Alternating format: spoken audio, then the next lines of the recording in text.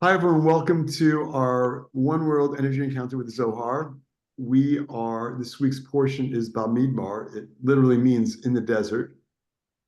In our edition of the Zohar, it is volume 17, and we're at the first verse, the counting and the reckoning.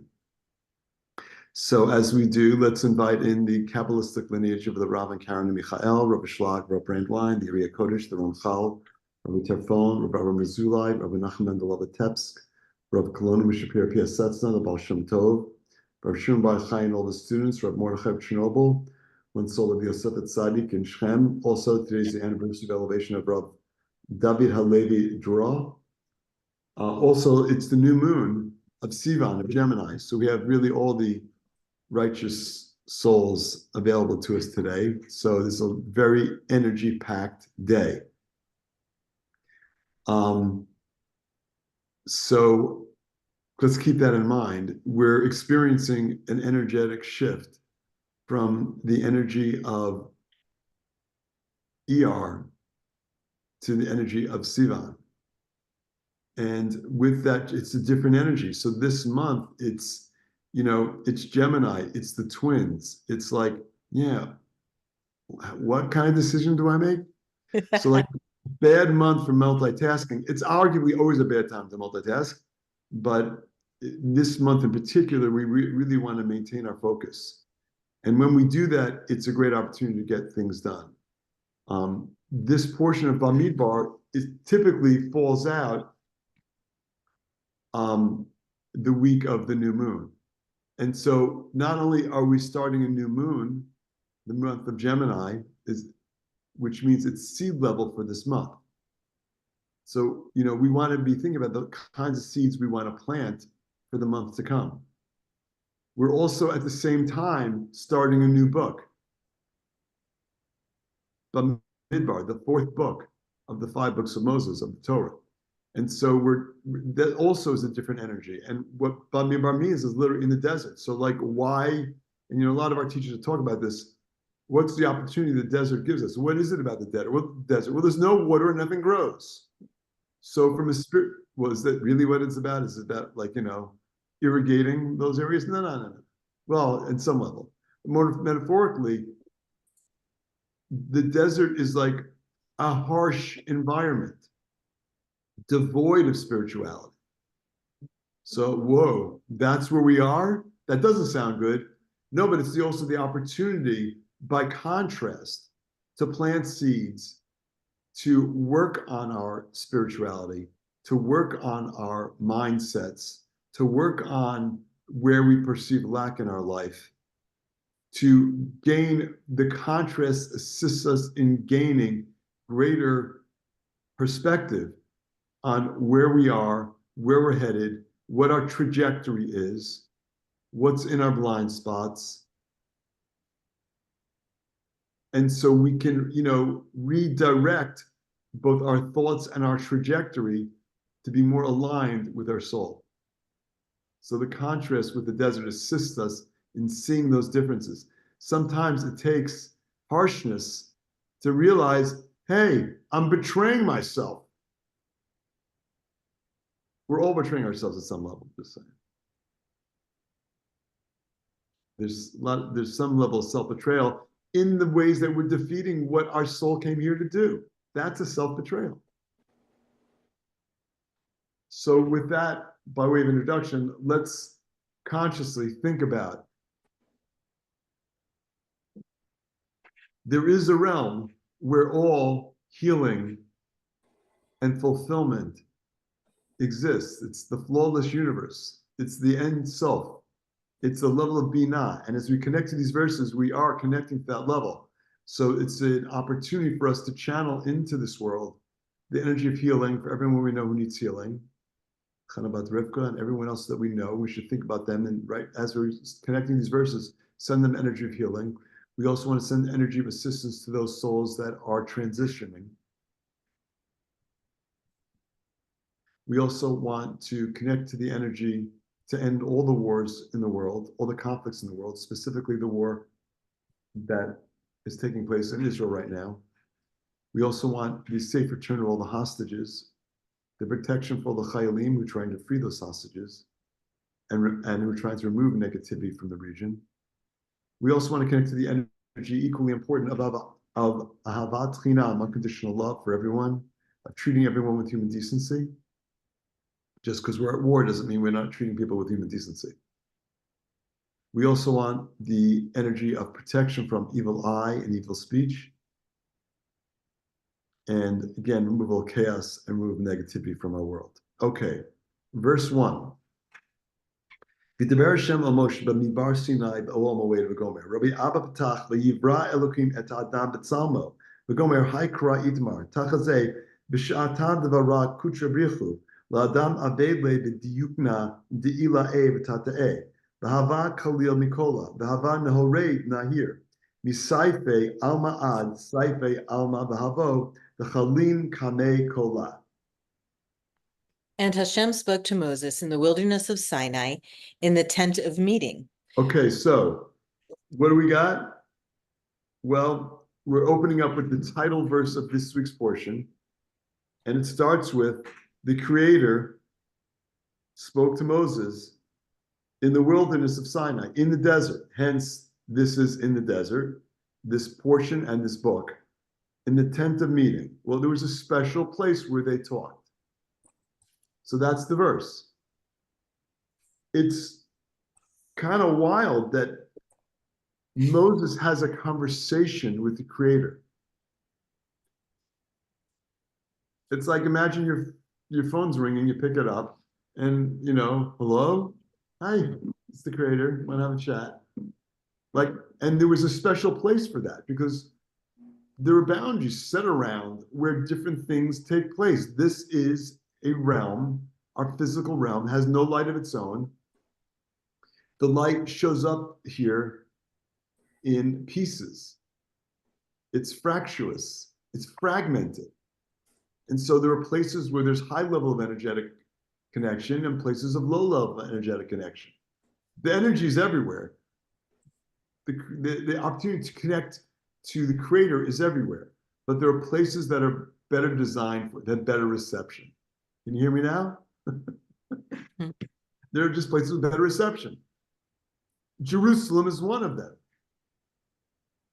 Israel's one. Jerusalem is even more refined. The Temple Mount is even more refined than before Joshua conquered the land of Israel, and before David actually created a temple, and before Solomon actually built the temple in Jerusalem, there were different places where the connection was made. And when they were in the desert, it was in the tent of meeting. A very exclusive little environment. And there are many places around the world. When we go to the gravesite of a righteous soul, that is an opportunity to connect. When, if we ever merit the ability to go visit Joseph the Righteous in Shechem, in modern day Nablus, it's an amazing opportunity to connect with the energy of the Creator as it flows through Yosef Tzaddik. So here we are, though, connecting to the tent of meeting. Well, where is that? Well, in the metaphysical realm, it's still there. The temple may have been destroyed in the physical realm, but the upper realm temple is still there. And so we, in this verse, are connecting. But what's the deeper message here? Okay, let's keep going. Rabbi Abba opened the discussion with, so Elohim created man in his own image. Okay, so we have a verse from Bemidmar, and helping us to unpack that verse, we have a verse from creation, from Reshit, the 27th verse of the Torah. And so what the Zohar is telling us that there's a connection between these two verses. We're going to unpack these verses together. Most commonly, it's a verse from Psalms that shows up.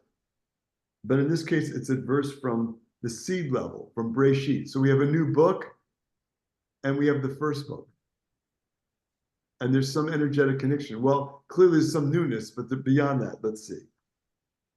We have learned this verse, come and behold, at the time the Holy One, blessed be he, created the man, he made him in the image of the upper beings and lower beings, and he was the combination of all. So fascinating. Man, meaning Adam, the first man who represents the compilation of all humankind forever, has this. What does it mean to be in the image of the upper realm, the upper beings and lower beings? Well, I think we understand what the lower beings are, physicality, but what's the upper beings? So that's our soul. That's our spiritual portion. It's part of the creator that we have within us. So the first takeaway here is when it comes to self-betrayal, you're not just betraying self, you're betraying the creator, and misaligned. Like we have to understand, no matter what is going on, no matter how dark it may be, that spark is still there. We have to connect to that spark. We have to manifest that spark. We have to manifest our soul. It's both. We're not spiritual beings who, excuse me, we're not physical beings who have spiritual experiences on occasion. We're spiritual beings having a physical experience. Peter, I see your hands up. Yeah, so question, when you say the soul and the soul is the upper being, does the soul have any physicality, any appearance? And again, I want to go beyond the 1% when I say that, right? Because when we're saying what we see as a lower being, which is us, is our human form. So is there any, visual manifestation of what soul is? When you dream, are you using your eyes?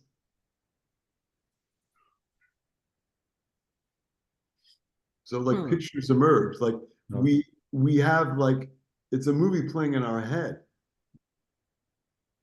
But is it, I mean, they're very, people have, very vibrant dreams. Like it looks physical, it looks real. Right, but it looks like not what we see in the 1% though. Because that's our frame of reference. So that's the way it manifests.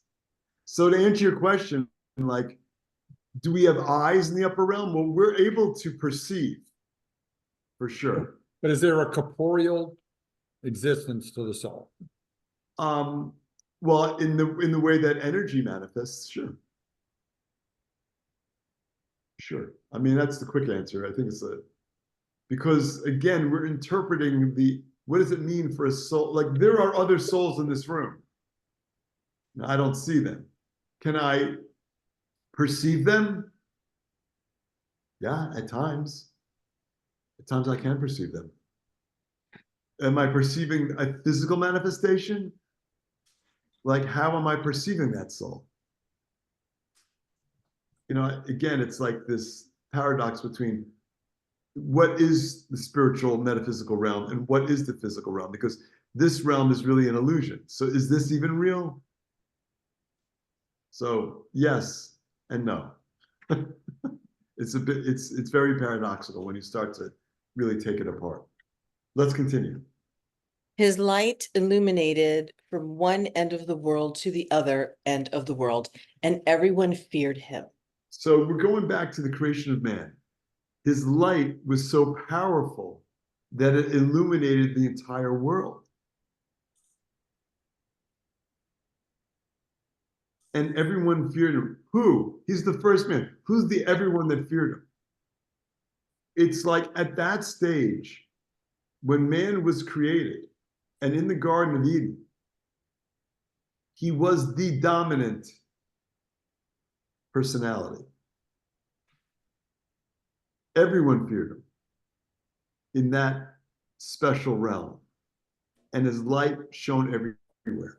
Now, this is like, this is an existence in the flawless universe, in the Garden of Eden. That's who Adam was.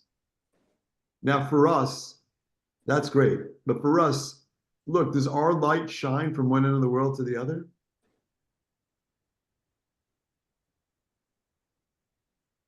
It could. I don't know. What'd you say, Andrea? It could. It could. Like, I don't know, but I know that we do things that butterfly effect through the whole world. And what we're doing right now, it's like we're trying to take time out of our day today to literally change the world for the better. And so everything, one of the things to ask of the creator is help me so that everything I do changes the world for the better. It's like, should be a daily consciousness. Like at every moment, I want what I'm doing at every moment to be changing the world for better. Does it? I mean, I slip and fall, there's no question. You know, I'm gonna get triggered and have a couple of relatively harsh words. It's like, it's not all, but sometimes maybe that's what's necessary. But that's part of what we want to ask for. And this is part of us connecting to our real power, the real manifestation of our soul. Our soul is here to assist with the completion of creation, the perfection of this realm. And so, huge takeaway for us is that ability to do that, to connect to our, who are you? Like, who are you?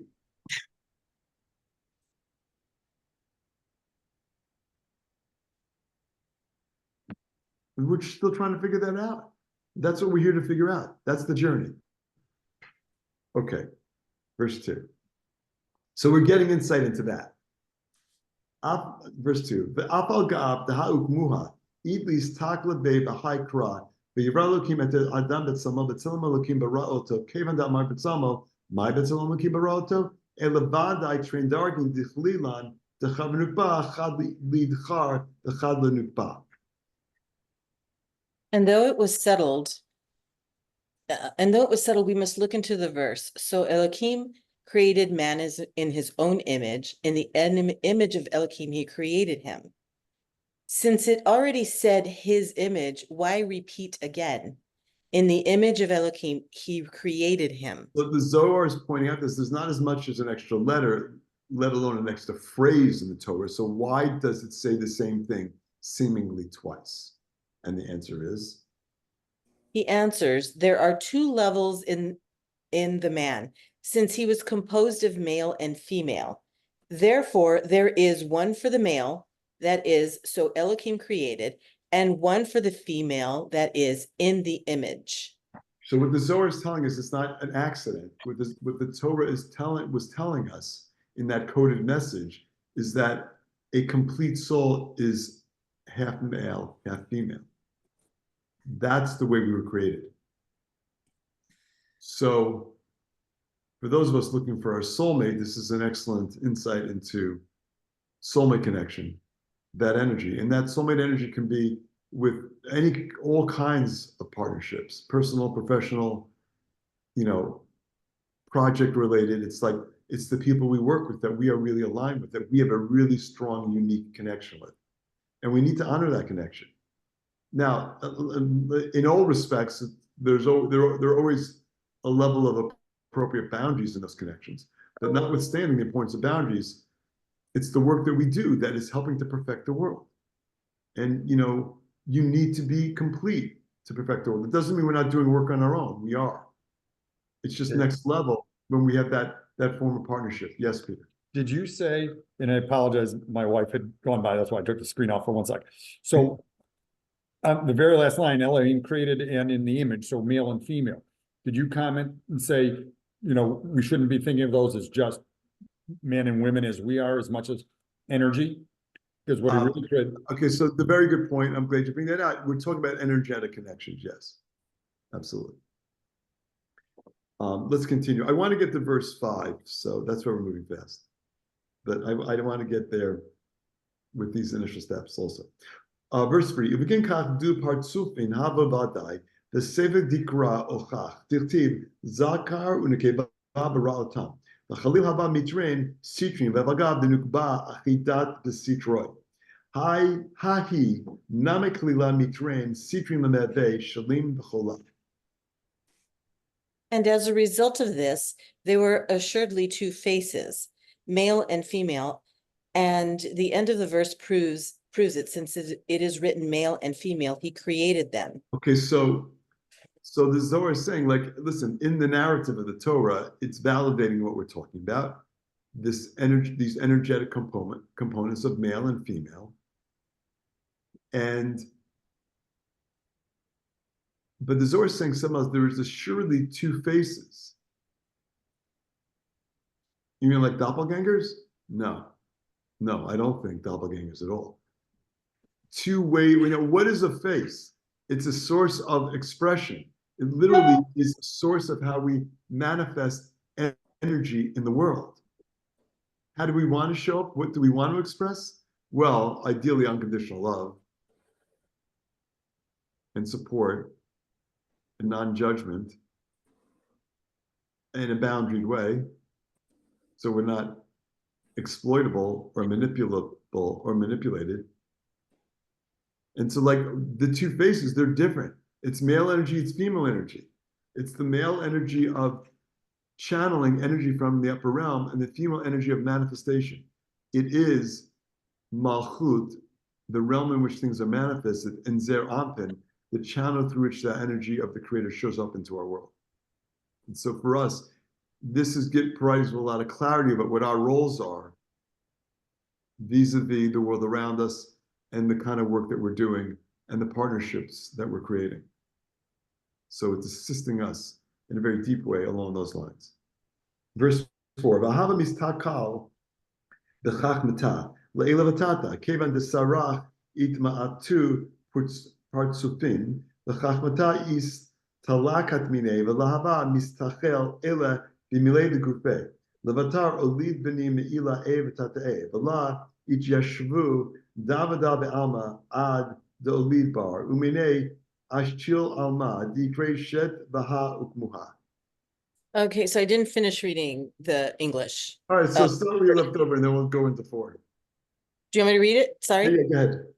And although the female is attached to his side, she is on her own and also composed of 2 sides, which are Hesed and judgment, to be complete in all. So again, what the Zohar is pointing out is it's not just male and female energy. The female side of the soul also had 2 aspects to it, which are Chesed and Gevura, the 2 columns, mercy and judgment. And so we see early on, this is a world where those channels become incredibly important at a seed level. Let's continue with 4. And he used to observe with wisdom up and down. Because he sinned, these faces diminished. The wisdom disappeared from him, and he was only concerned with his own bodily matters. So what happened before the sin of the eating of the apple? Not only was he feared, not only was his light across the world, and was he feared by all, he had the ability to perceive all of reality. Wow. And I'm just struggling with what I need to work on today. So he could see all. Imagine that we could really see the deeper reality. We could really see the 99%. Now, part of what we're doing in our Zohar studies, Zohar is exposing us to that 99%. And so to a great degree, we're internalizing the metaphysical realm. It requires a suspension of logic. Because logically, this is all you see is the world is the 5 senses. There isn't anything behind that. Well, I mean, there's science, but it's debatable whether there's a 99% realm, but Kabbalistically there is. And Kabbalistically, we only perceive about 1% of reality. And so what we want to do always is work on deepening our understanding, our wisdom.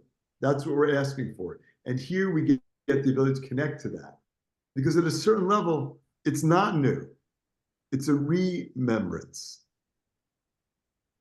We're connecting to what we had at a seed level. Yes, Peter? No, I was just gonna say, right, we haven't had science to be able to prove that there was a 99%, but now with quantum says there actually are 10 layers, right? So connecting to the Sifra. So our reality is catching up with, giving us some proof of the things that the Zohar said thousands of years ago. That's right. Some of what science says does line very neatly up against what we know reality to be. Very true.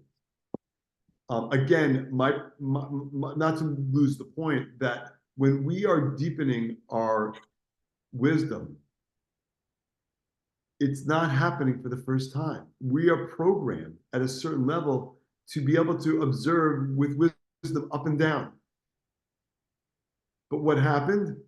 Well, at the eating of the apple, buying into, we thought eating the apple, the snake told us. Mhm. You know, God doesn't want you to eat the apple. He doesn't want you to have the same insight he has. He doesn't want you to have the knowledge of good and evil. That's what we were sold. That's the bill of goods that we were sold. And we're like, okay. And what happened is it transformed our consciousness in a very limiting way. The wisdom disappeared from him. And he was only concerned with bodily matters. He was only concerned with physicality. We had the connection to soul. It tipped the balance to give us this like overwhelming body consciousness, where we think everything that we encounter is what our senses tell us. It's body conscious. It's the sea level of body conscious. So we need to acknowledge that that's what happened, so that we can rise above that and connect to soul, which is intrinsic for us. Like it's an intrinsic ability that gets clouded by body consciousness, because essentially we're still eating that apple. What do you mean knowledge is, what do you mean knowledge is bad? What do you mean? I need to know the difference between right and wrong. We don't know what's right. We don't know what's wrong. I know it appears that way, but it's a limited data set. We're working through a realm with a limited data set. We don't have the complete data. We don't have all the information. It's the part we're connecting here is this ability to see that deeper reality. We're infusing, at a certain level, infusing our consciousness with the energy of the metaphysical realm, of the flow of this universe, so that we can begin to see that deeper reality and then make better assessments as to really what's going on and what we need to do and what direction we need to go on. Okay, keep going. And afterwards, he begot sons from above and below. That is, Abel was from the upper aspects and Cain was from the lower. And neither of them inhabited the earth, since none of them left any descendants in the world. So Adam and Eve have two children, Cain and Abel. They don't last. Cain kills Abel, and then Abel is wandering around. I mean, they don't, as the Zohar says, neither of them inhabited the world. Like they weren't productive souls. I have a question.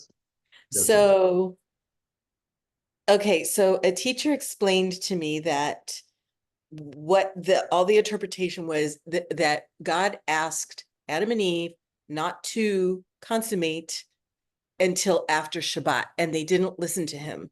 So they did, and so were Cain and Abel the result of that? I'm not familiar with that story. I'm not saying it's not accurate. I'm not familiar with that, so I can't really say, but it would certainly sound that way. Okay. It's a very good question, but I don't really know. Okay. Okay. Okay, keep going. Okay, then he fathered a son, namely Seth, and from him the world was planted. This has been explained.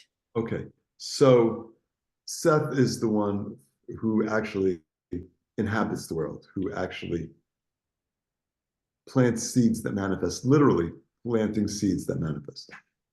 That's literally what happens. And from him the world was planted, literally. So that explains how we got to where we are. And for us, again, it's the difference between the efforts we make that don't bear fruit and the efforts that we make that do bear fruit. And we want all of our efforts to bear fruit. We don't want to drill a dry well, it's wildcat talk for like oil exploration. We don't want to be drilling dry wells. We don't want our energy going to places that's not going to manifest. We don't always know. I don't know what I should be spending my time on. And again, tying it into the energy of Sivan, of Gemini, it's like focus. This is a month for focus. When our energy is too widely distributed, when we're trying to accomplish too much, jock of all trades, master of none. We need to be very focused on what goes on. And so from this, we're getting additional support and assistance in seeing what the priorities are. I mean, again, we're always looking for what's the present moment relevance. So we need to be focused. We need to be present. We need to be grounded. Verse 5. V'al kol dvorim alma tata'a la ish chalim v'la hava shalim v'la ish techach b'kiyumei ad ata Abraham v'tkayam alma avala ish chalim ad Abraham ish techach be'ama v'achid b'minah kaman de'achid b'minei leman de'nafil ata Yitzchak v'achid b'dei de'alma b'smala v'tkayam yatir kevan de'atar Yaakov achid b'mtza'ita b'gufa v'tkalil v'train sitrin itkayam alma v'lahava mit motet. In spite of all of this, the world below was not finished and complete and was not sustained to its own until Abraham came along. Okay, so fascinating. Like the world was incomplete. It's still incomplete, but it was incomplete from the perspective of being sustainable on its own until Abram came along. So he was a really important guy. I mean, is that the takeaway? So at a much deeper level, remember, when we read these verses, when we connect to the energy embedded in these verses of Zohar, we're connecting to a metaphysical realm.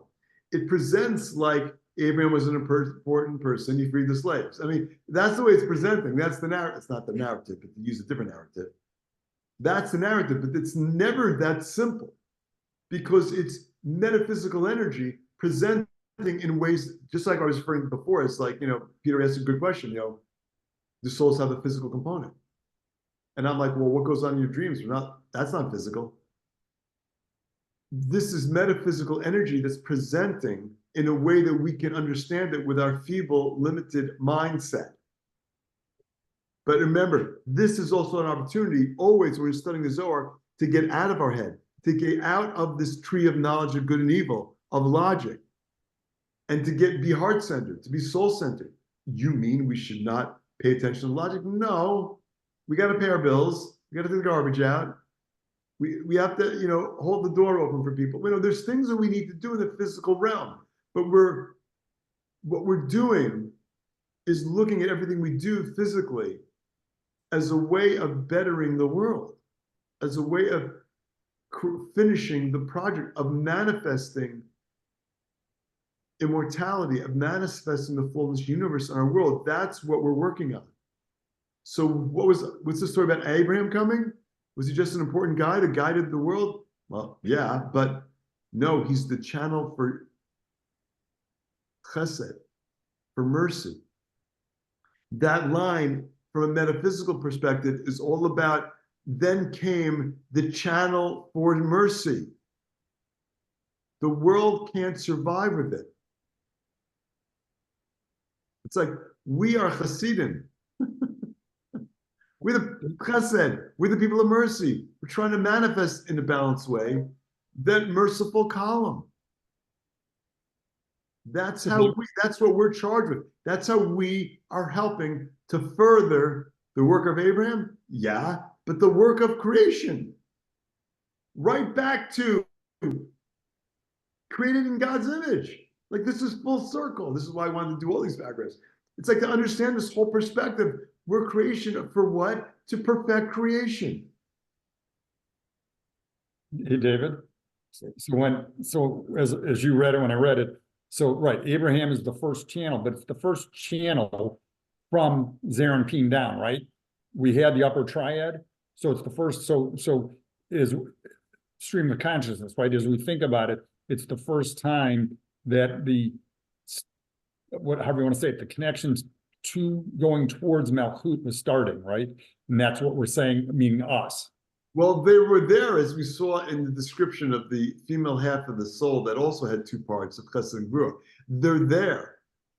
They're there, but not sufficient. The channel needed to be more firmly established, a column of merciful energy coming into our world. So yeah, and that's the power of what we mean when we talk about Abraham. It's like, I want to objectify it by saying Abraham was special. Was he? Yeah, super special. It's not, it's about that, and it's not about that. It's about what he was channeling. It's not about us as objects. It's about what we're channeling. It's not you.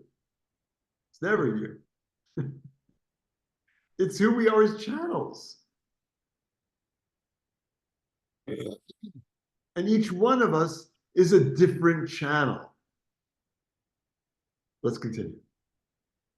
Okay, the world was sustained but not completed until Abraham was present in the world and held on to the world with his right hand, that is chesed, as one who holds and assists the right hand of someone who fell. So that's an interesting, what is the Zohar telling us there? Again, it's like, well, isn't telling us we should extend our hand to help people? That's the simple, pshat, literal understanding. But is that it? Like, what's the deeper perspective on that? It's right hand, but it's right column. It's like when you are manifesting the energy of mercy into the world, you're helping the world. You're extending it to someone who fell. What is falling? It's in a dark place. It's like I don't see the deeper reality. I just see a world of chaos. No, when we're channeling mercy into the world, we're elevating consciousness. We're helping people to see. I think it was a Brene Brown thing that I saw recently. She's like, if you want to see the ways in which you don't fit in the world, you'll find them. You'll find the reasons why you don't fit. Don't look for that. But people are stuck there. You know, when you look at the world from a perspective of mercy, everybody fits. Everybody's different. Even though when we were younger, perhaps, and we were awkward because we just didn't fit, that was us working on our fit, on developing the consciousness that we need to see that your role is incredibly important. Yes, Ron. Oh, I love Brene Brown, actually. I love her books, but I don't know if she said this, but somebody said, like, you always find what you're looking for wherever you go, right? It's like, if you have it in the background, that's what you'll find. It doesn't matter if it's right. like positive and negative. Yeah. This is the importance, a great point. This is the importance of like working to keep our consciousness connected to the light in a positive frame of reference. You know, we want to be there. Now, you could be there to a fault, to the degree, you know, we get certain like Pollyannish view of the world. There's things that we need to work around and create boundaries around. And we need to work in the same context to not betray self. Yes, Peter. I thought Ron was going to say, just in the world of energy healing, the right hand is actually the hand that you deliver the healing with. And it's important to know the difference between right and left. Well, again, right is delivering it, and you use your left to actually channel it actually to the ground so that you're putting the energy somewhere that it can be dissolved. Look, if you try and charge a car battery and you reverse the cables, at a minimum, you're going to need a new battery. All right, keep going, Andrea. Okay, Isaac came along and held the world's hand with the left hand, that is Givurah, and the world was sustained even more. Well, there was judgment in the world. There was Gevurah, but what Isaac represents is this restriction on Gevurah, on these boundaries around this. I need discernment. I need appreciation. So those are positive aspects of the left column. We need that also.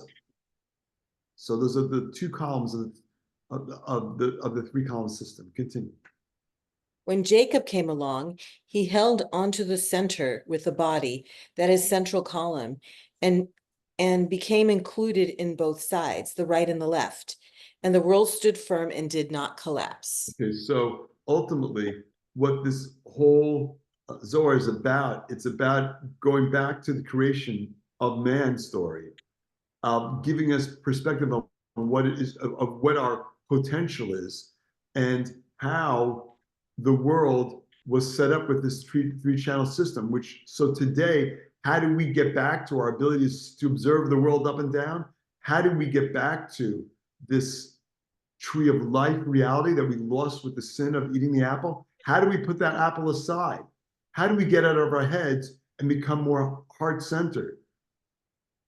It's understanding that there's a three-column system here. It's understanding that the fragmentation of the energy, how the energy shows up in our realm, seeing that deeper reality. The three-column system is part of the depth of the reality that is not easy to see. It's not easy to perceive. But those are the tools that we've been given, among many other tools, to assist us in aligning ourselves with our soul as individuals, as communities, and in channeling the light that the world needs. And here we are. Shabbat is already, the energy of Shabbat is already infusing our world. So we're making a much stronger connection to the upper realm, to the Garden of Eden. And we're going to go from this, as we end the counting of the Omer, into Shavuot, the night of the bride, the night of the Mount Sinai revelation event. We're up to that sin of the golden calf. We had reconnected with the Garden of Eden. We had reconnected with the flawless universe. We had actually removed the death of, we've created the death of death. We had immortality.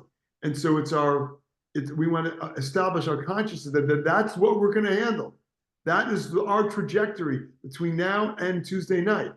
And that we have to be open to the idea that this will be the last Shavuot, as we firmly establish that connection for eternity and usher in the energy of Messiah in our world. Okay, everybody. Love you all. Great Shabbos. Thank you. Shabbat Thank you. shalom. Shabbat shalom. Chodesh Tov. Chodesh Tov.